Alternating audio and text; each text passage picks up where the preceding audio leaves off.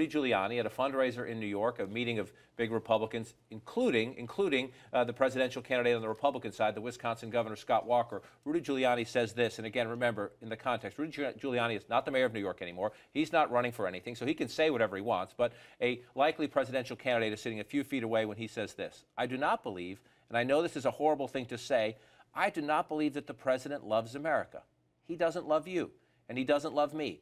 He wasn't brought up the way you were brought up, and I was brought up through love of this country.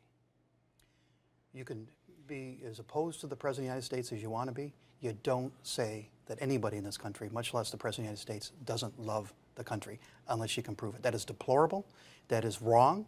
I actually think you can almost say it's unpatriotic to accuse somebody else of not loving their country. At this point with Rudy Giuliani. It's like he says this stuff to get a reaction. It actually reflects more poorly on him than it does on the president. Shows how desperate he is. Yeah. Also, I think it can be kind of dangerous. We can't have a country where half the public thinks that the president doesn't love their country. It's just not healthy.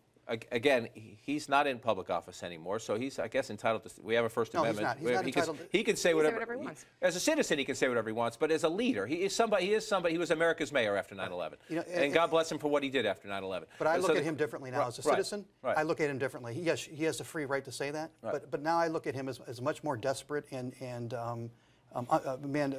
deserving of less respect after saying something like that. And I assume the next time Scott Walker does a public event, he gets asked to agree or disagree, right? Of course he does. Isn't that part of the risk here? He should have stood up right then and denounced. And by the way, President Obama said, I think in 2008, that the President Bush's handling of the debt was unpatriotic.